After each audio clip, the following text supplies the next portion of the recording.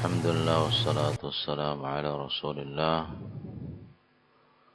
وعلى آله وصحبه ومن والاه وأشهد أن لا إله إلا الله وحده لا شريك له وأشهد أن محمدا عبده ورسوله صلى الله عليه وعلى آله وسلم تسليما كثيرا أما بعد. Di antara wataknya kaum Yahudi yang pertama, al-mutanaqqisuna lil bari. Mereka adalah kaum yang berani mencela Allah Subhanahu wa taala. Mereka adalah kaum yang berani untuk mengejek Rabbul Alamin. Diabadikan di dalam surat Al-Baqarah, Allah Subhanahu wa taala menegaskan, wa qalatil yahudu yadullahi maghlula. Kaum Yahudi mereka mengatakan bahwasanya tangan Allah Subhanahu wa taala terbelenggu. Maksudnya terbelenggu di sini kiasan bahwasanya Allah Subhanahu wa taala pelit.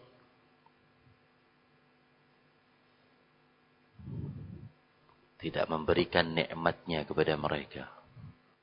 Wa qalatil yahudu yadullahi maghlula ghullat aydihim wa lu'inu bima qalu.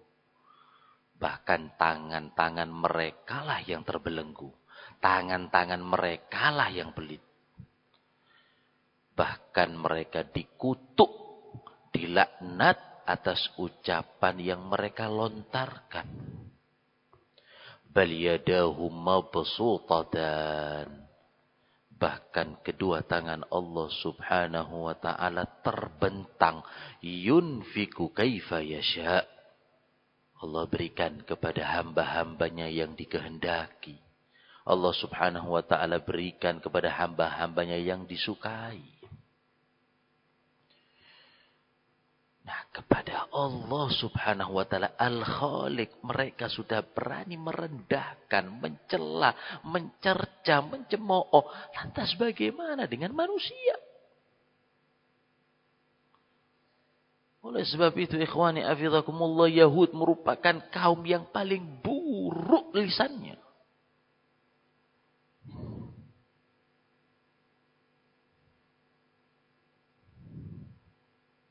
Kaum yang paling kasar ucapannya.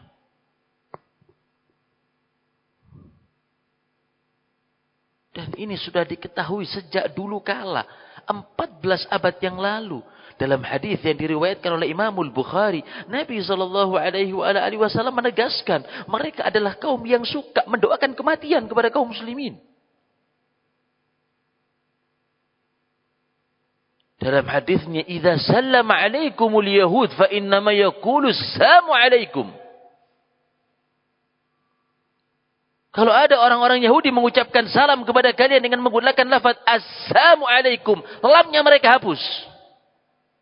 Kalau kita apa? Assalam. Mereka lamnya ini enggak ada. Assalamu 'alaikum. Yang artinya kematian bagi kalian. Faqulu wa'alaikum. Maka kalian jawab dengan satu kata. Wa'alaikum. Semoga kematian itu kembali kepada kalian.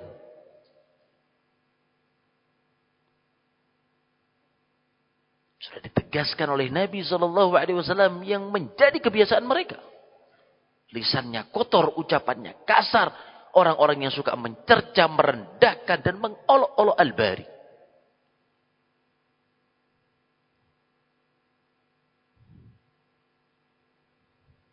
Yang kedua,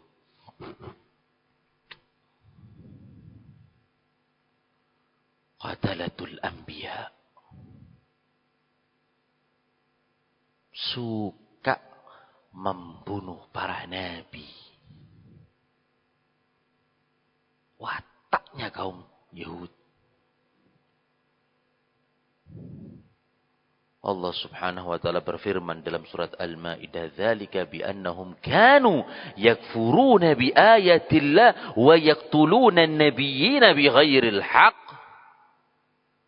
Yang demikian karena mereka adalah orang-orang yang kufur kepada ayat-ayat Allah Subhanahu wa taala dan membunuh para nabi dengan alasan yang tidak benar. Dzalika bima 'asaw wa kanu ya'tadun. Mereka adalah kaum yang durhaka dan umat yang melampaui batas.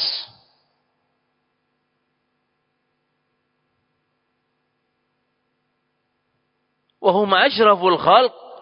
Dan mereka ini yang dibunuh adalah manusia pilihan. Khiyarun nas. Manusia-manusia terhormat. Yang mengemban risalah Allah Subhanahu wa taala enggak selamat dari kebengisan mereka. Apalagi manusia biasa, apalagi manusia yang lain.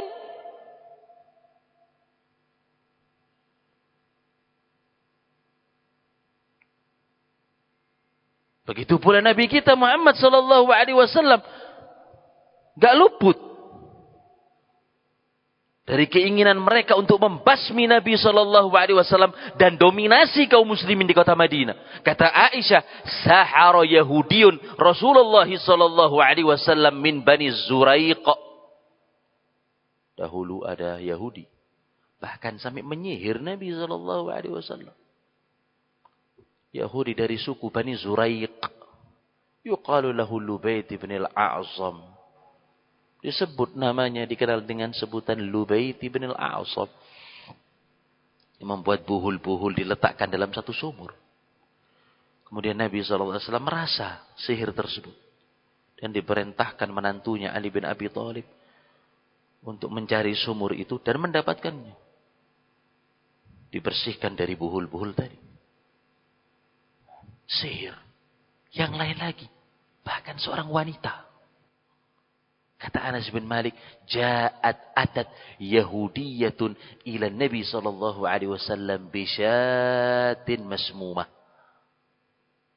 Pada zaman Khaybar datang seorang wanita Yahudiyah mendatangi Rasulullah sallallahu alaihi wasallam membawa daging kambing yang sudah dibakar, di mana daging kambing itu sudah dilumuri racun.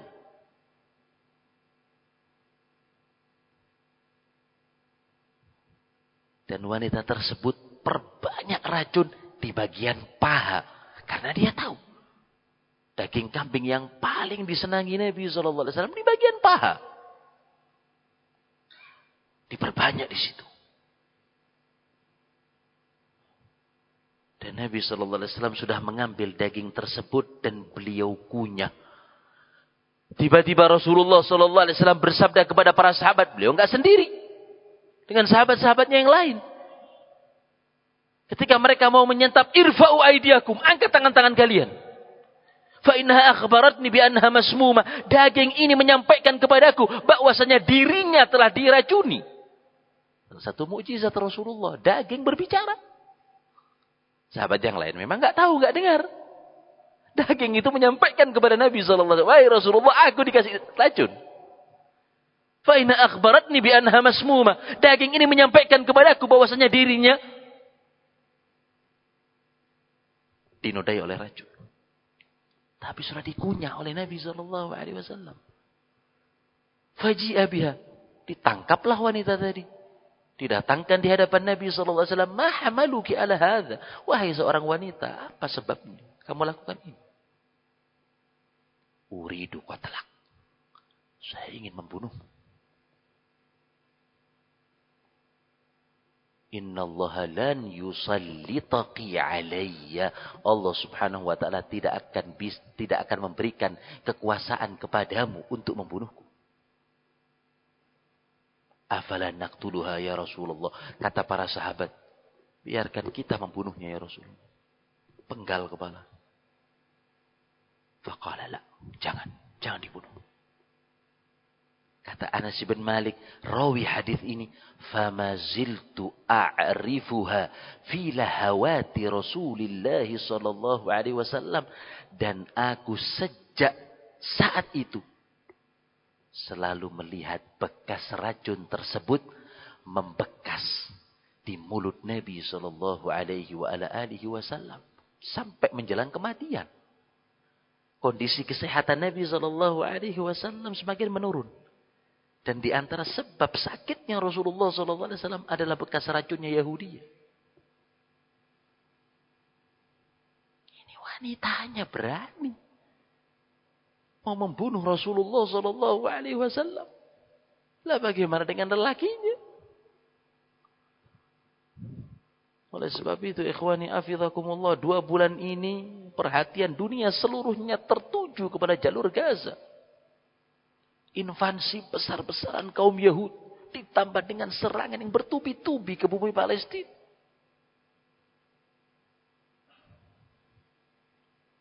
Hati teriris-iris, hati kaum mukminin terasa tersayat ketika melihat mayat-mayat, gambar-gambar tersebut berserakan di jalan. Lebih dari 50.000 ton bom mereka jatuhkan. Nyawa-nyawa melayang. Harga diri kaum wanita, kehormatannya ternodai. Bangunan-bangunan hancur. Bahkan dari korban yang gugur yang sudah kita sebutkan kemarin di khutbah Jumat, 16.300 jiwa kaum muslimin, mayoritasnya wanita dan anak-anak. Anak-anak mencapai angka 7.000. Isdam bohong. Apa kesalahannya? Apa dosanya anak-anak? Lebih dari 7.000 anak-anak wafat dan lebih dari 7.500 manusia yang hilang, tidak diketahui bagaimana nasib mereka. Hilang antara ditangkap atau masih di dalam puing-puing bangunan. Bahkan para jurnalis, bahkan medis, tim-tim dokter, mereka tangkap dari dalam rumah sakit yang sudah mereka kuasai.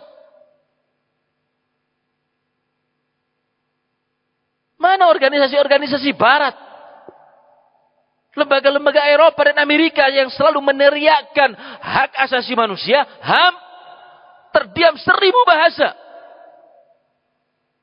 Padahal ini merupakan teroris pembunuh berdarah dingin. Kenapa mereka terdiam? Karena korbannya kaum muslimin, bukan teror.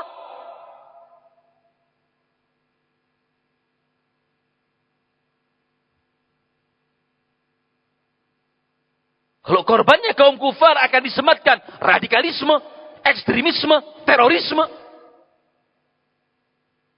Padahal yang mereka lakukan ini lebih kejam daripada pembantaian Bashar Assad kepada rakyat Syria.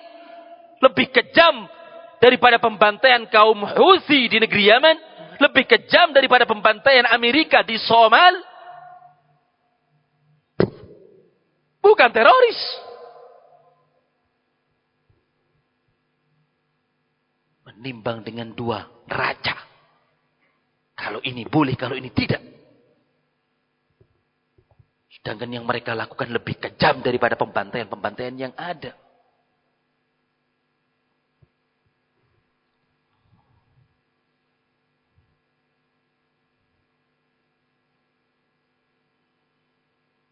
Sifat yang ketiga.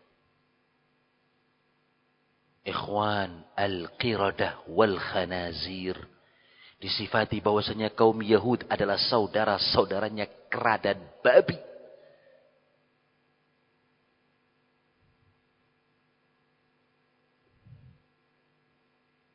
Keluarganya monyet. Allah subhanahu wa ta'ala berfirman dalam surat Al-Ma'idah. Qul hal unabbi'ukum bisyarrin min dzalika mathubatan 'inda Allah.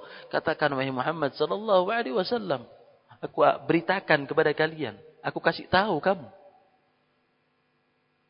dengan kedudukan manusia terburuk di sisi Allah Subhanahu wa taala, man la'anahu Allah, yaitu orang-orang yang Allah Subhanahu wa taala kutuk, orang-orang yang Allah Subhanahu wa taala laknat, wa ghadhiba alaih, yang dimurkai, wa ja'ala minhum al-qiradata wal khanazir, Bahkan dari mereka dijadikan sebagai kera dan babi.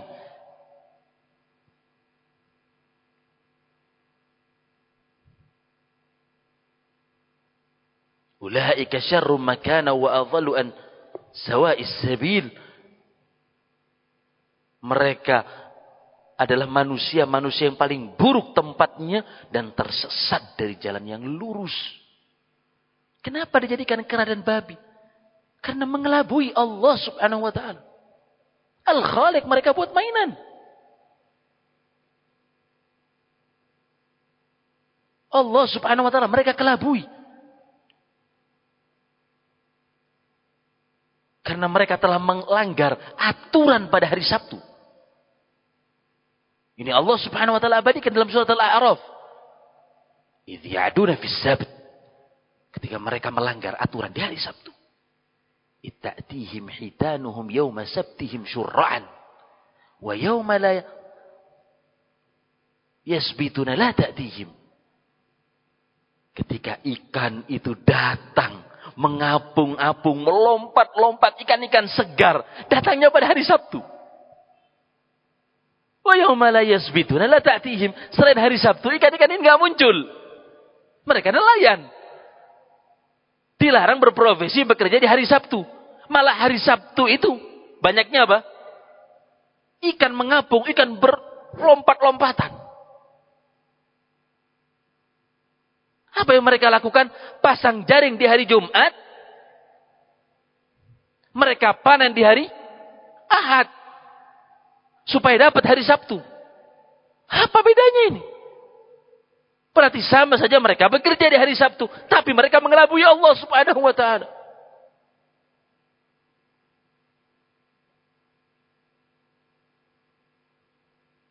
Kadzalika nabluhum bima kanu yafsukun. Itulah kami menguji bagi orang-orang yang berbuat kefasikan. Walaqad alimtumul ladzina i'tadaw fis sabti faqulna lahum kunu qiradatan khashi'in. Dalam surat Al-Baqarah. Kalian telah mengetahui umat-umat manusia yang melanggar larangan di hari Sabtu. Kita katakan kepada mereka, jadilah kalian sebagai kera dan babi. Ketika sampai pada ayat ini, berkata Al-Hafidz Ibnu Katsir rahimahullah dalam kitabnya tafsir beliau, faza'ama anna syabab sarul qiradah. Mereka mengatakan bahwasanya pemuda-pemuda menjadi kera. Wal masyikha sarul khanazir, dan yang sudah tua menjadi babi.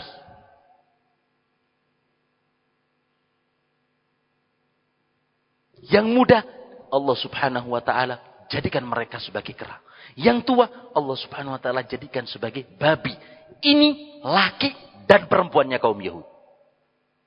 Kata Mujahid bin Jabr, ay saghirin, bahkan bentuk mereka kera-kera dan babi tersebut kecil. Sudah dijadikan sebagai binatang yang najis. Khinzir dijadikan kecil. Kenapa? Karena kesombongan mereka.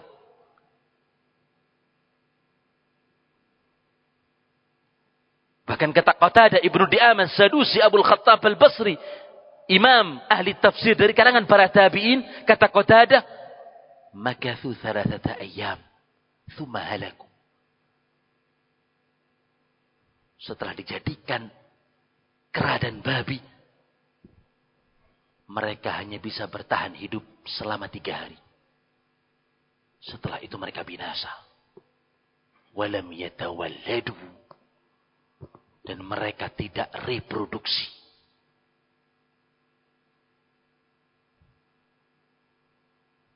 Wal Yahud ikhwatul qurud. Ini kaum Yahudi. Saudara-saudaranya kera dan babi. Oleh sebab itu ketika Nabi SAW hasara Bani Quraidah, ketika mengepung suku Yahud di kota Madinah, Bani Quraidah, Nabi SAW nadahum, memanggil mereka, ya ikhwatal qiradata wal khanazir. Wahai saudara-saudaranya kera dan babi.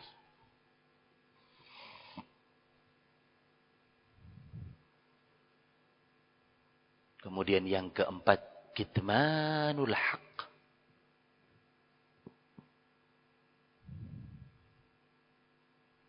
mereka adalah kaum yang suka menyembunyikan kebenaran. Ya'rifunahu kama ya'rifuna abna'ahum. Mereka kaum Yahudi tersebut mengetahui Nabi Muhammad sallallahu alaihi wasallam sebagaimana mereka mengetahui anak-anaknya. Ada kira-kira yang lupa dengan nama anaknya? Ya seperti itu mereka mengetahui Nabi Muhammad sallallahu alaihi wasallam dalam kitab suci yang mereka anggap. Telah disebutkan nama Nabi sallallahu alaihi wasallam sehingga mengetahui Rasulullah sebagaimana mereka mengetahui anak-anaknya. Wa inna fariqam minhum la yaktumuna al-haqqa wa hum ya'lamun. Sebagian di antara mereka merahasiakan kebenaran dalam keadaan mereka mengerti. Oleh sebab itu Nabi sallallahu alaihi wasallam pernah bersabda, "Lau amana bi 'ashratu ahbarin minal yahud, la amana bi kullu yahudin 'ala wajhil ard." Kalau seandainya 10 pendeta saja, Nabi SAW enggak mengatakan 100. 10 pendeta Yahudi saja masuk Islam, saya yakin kata Nabi sallallahu alaihi wasallam, semua orang Yahudi akan beriman. Kalau 10 pendeta masuk ke dalam agama ini, maka kaum Yahudi di muka bumi akan beriman kepada. Tapi yang percaya dengan Nabi sallallahu alaihi wasallam hanya segelintir saja, bisa dihitung tangan. Mereka mayoritasnya jahadu bih wa kafaru. Mereka mengingkari Nabi sallallahu alaihi wasallam, mengkufurinya, memusuhinya. Dan permusuhan itu ikhwani hafizakumullah terus berlanjut bahkan setelah wafatnya Rasulullah sallallahu alaihi wasallam. Pada zamannya para khulafa, tadhahara yahudiyun. Ada seorang Yahudi yang menampakkan dirinya seolah-olah sebagai seorang muslim, mengucapkan kalimat syahadat munafik. Tujuannya li'itharatil fitan, menyebarkan fitnah di tengah-tengah kaum muslimin. Disebarkan kejelekan-kejelekan pemerintah sehingga mereka sempit dadanya kepada waliil amr yang dipelopori oleh Ibnu Sauda Abdullah Ibnu Saba al-Yahudi, dan berhasil hatta kutira Uthman fi darihi syahidan, sampai Uthman ibn Affan radhiyallahu taala anhu wa arda, menantu Nabi sallallahu alaihi wasallam Dzunnurain yang menikah dengan 2 anaknya, terbunuh di rumahnya sendiri sebagai syahid. Wa huwa afdhalul khalqi fi zamanihi, dan beliau pada saat itu merupakan manusia terbaik di zamannya. Buat dan menyebarkan fitnah.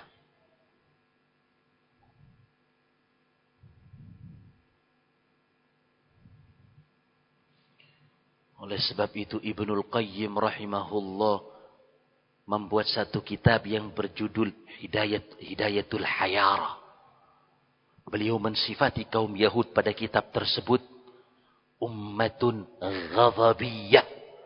Yahudi adalah kaum yang dimurkai. Ahlul kadhibi wal buhti wal ghadri wal hiyana wal makr. Tukang dusta, pengkhianat, ahli fitnah, suka membuat tipu daya, suka membuat makar. Akalatus suhd, manusia-manusia yang suka dengan harta-harta haram, minar riba wal risya, baik dari harta riba ataupun uang suap. Akhbathul ummat tawiyah, bangsa yang paling jahat.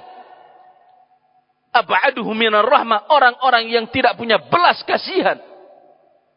Tahiyatuhumul la'nah, ucapan selamat mereka adalah laknat. Syi'aruhumal maqt wa ditharuhumal ghadab, kata Ibnu Qayyim.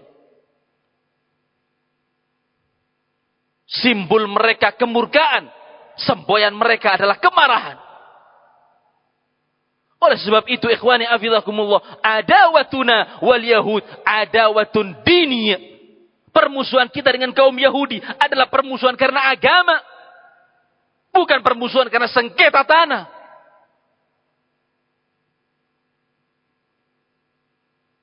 Bukan permusuhan rebutan negara.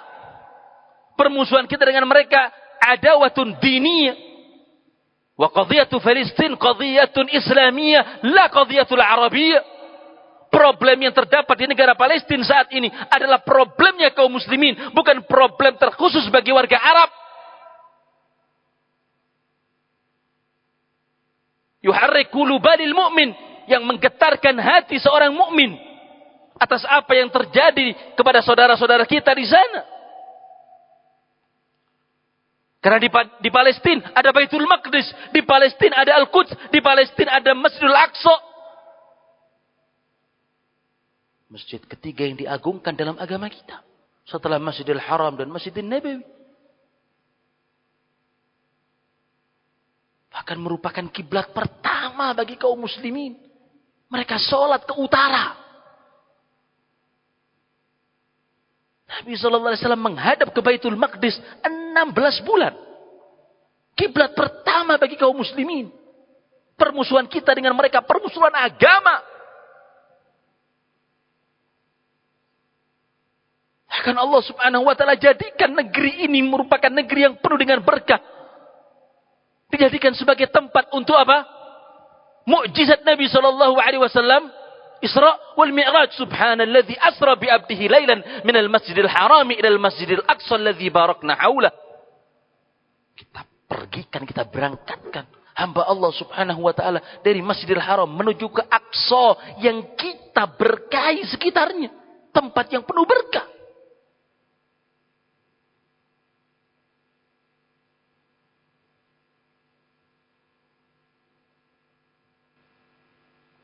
Pertanyaannya, kenapa hadhil firqah wa hadhil fi'ah ar-radhilah, kaum yang hina, kaum Zionis, kaum yang rendah, bisa menjajah kaum muslimin?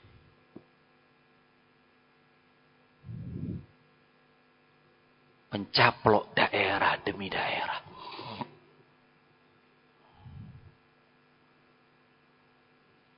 Jawabannya dua.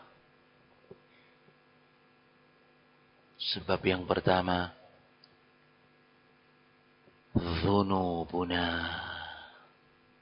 dosa-dosa kita.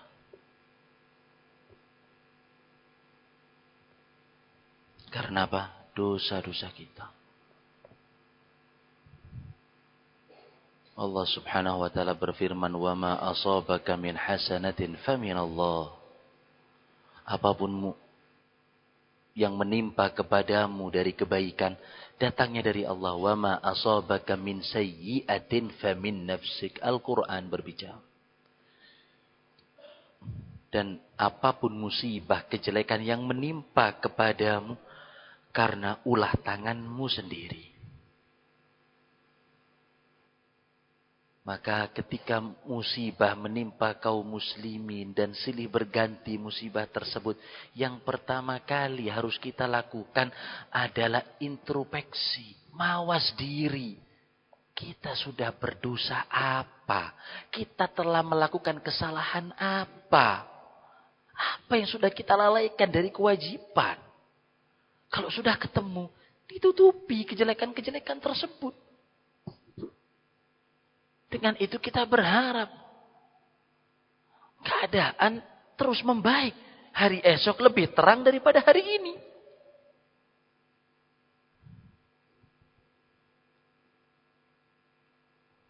Di sana masih banyak yang menyembah kubur.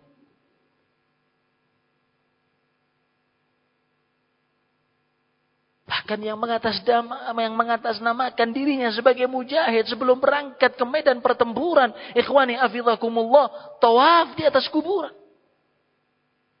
Ada yang lain lagi mengambil jimat kepada Mbah Dukun, berharap supaya dirinya kebal senpi senjata api. Ada yang lain sebelum pergi berangkat mengambil raja dari paranormal supaya tidak terdeteksi dengan radar. Ada pula yang dikumandangkan, hayya 'alas shalah, hayya 'alal falah. Mari menuju salat, mari menuju kepada kemenangan. Mereka agak bangkit, enggak mengerjakan salat. Yang seperti ini Allah Subhanahu wa taala akan memberikan kemenangan.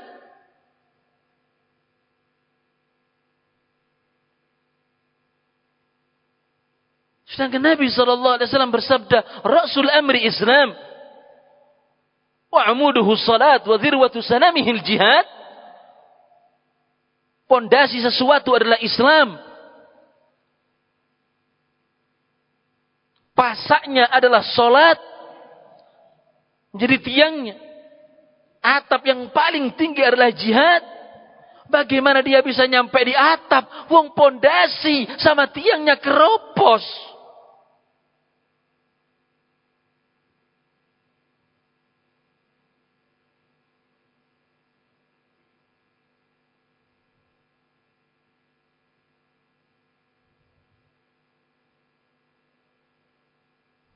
Sebab yang kedua, yang terakhir, i'raduna an dinillah, berpalingnya kita dari agama Allah Subhanahu wa taala, alladzi huwa izzatuna wa karamatuna, yang itu merupakan kehormatan dan kemuliaan kita. Mahkota kita adalah tamassuk bil kitabi was sunnah, berpegang teguh dengan Al-Qur'an dan As-Sunnah.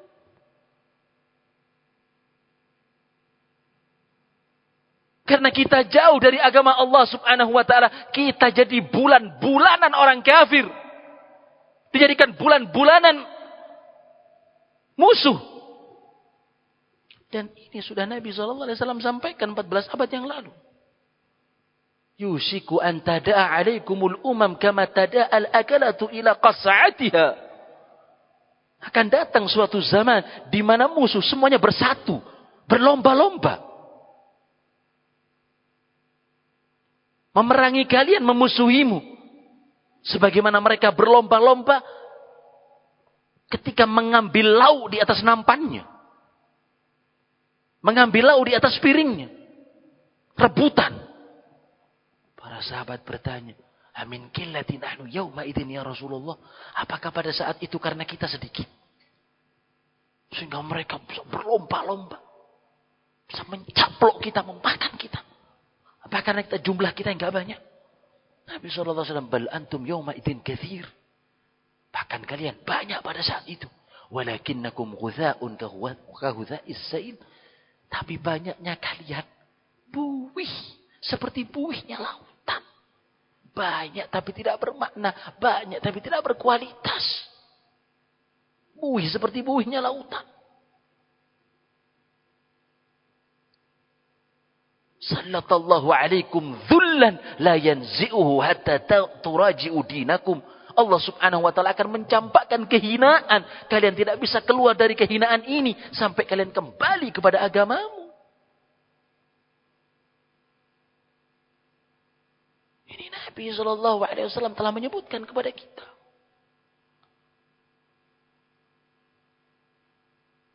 Bagaimana tidak berbangga diri? Birtibatihim, terikatnya mereka dengan Iran, daulatun syi'iyatun Khumainiyah, negara Syiah, negaranya Khumaini.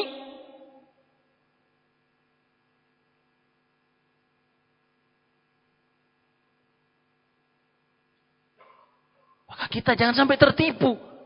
Slogan-slogan al-jihadidul Yahud, melawan kaum Yahudi. Siapa yang mengeluarkan yel-yel ini? Iran.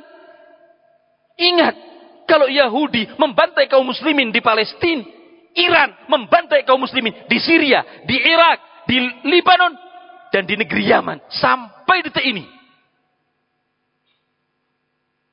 Melalui kepanjangan tangan mereka. Membantai kaum muslimin di Syria, di Lebanon, di Irak, dan di Yaman. Akankah kemudian mereka membebaskan Palestina dari kalangan kaum Rafidhah? Apakah mengembalikan Aqsa kepada kaum muslimin dari sergapan Yahud, orang-orang yang mencela Abu Bakar dan Umar? Apakah Allah Subhanahu wa taala akan memberikan kemenangan kepada orang-orang yang mengkafirkan para sahabat dan menghalalkan darah kaum muslimin karena selain Syiah bagi mereka najis? Sehingga mereka menghalalkan darah kaum muslimin. Oleh sebab itu Syekhul Islam Ibnu Taimiyah rahimahullah mengatakan, "Laisat al-juyus al-muayyada al-mansura jaisun rafidhi." Gak pernah ada tentara yang kemudian Allah subhanahu wa ta'ala menangkan, tentara yang Allah subhanahu wa ta'ala berikan kekuatan bagi mereka dari kalangan tentara Rafidhah.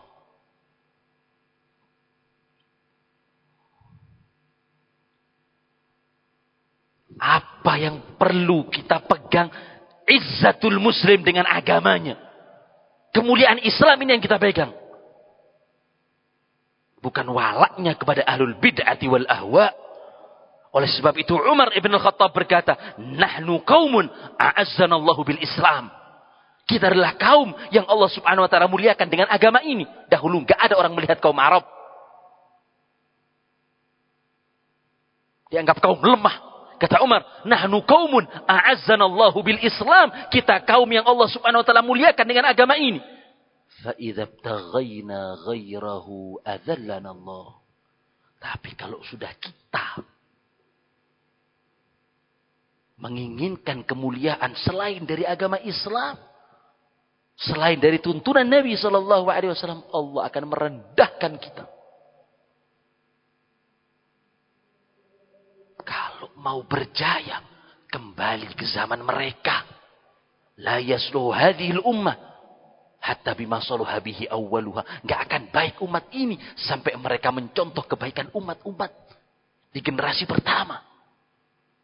Oleh sebab itu Allah subhanahu wa ta'ala berikan kemenangan bagi mereka. Siapa yang menaklukkan Masjidil Aqsa? Yang kita sebutkan tadi namanya. Yang merasa mulia terhormat dengan agama Islam, yaitu sahabat Umar. Pada tahun 16 Hijri di bulan Rajab, 40 hari kaum muslimin mengepung kaum Romawi di Masjidil Aqsa. Setelah itu bisa menguasai daerah itu, bisa menguasai Aqsa. Kemudian Umar ibn al-Khattab memberikan ketetapan tidak boleh lagi ada seorang Yahudi yang tinggal di sana. Peperangan tersebut dikomandoi oleh sahabat Abu Ubaidah Amir ibn Jarrah radhiyallahu taala anhu wa ardha. Semoga Allah subhanahu wa ta'ala memberikan taufik, memberikan kesabaran kepada saudara-saudara kita kaum muslimin yang tertindas di negeri Palestina. Dan semoga Allah subhanahu wa ta'ala membersihkan Al-Quds, Al-Aqsa dan bumi Palestina dari kebiadaban kaum Zionis, saudara-saudara kera dan babi. Wallahu ta'ala a'lam. Wa sallallahu ala nabiyyina Muhammad wa ala alihi wa sahbihi wa sallam.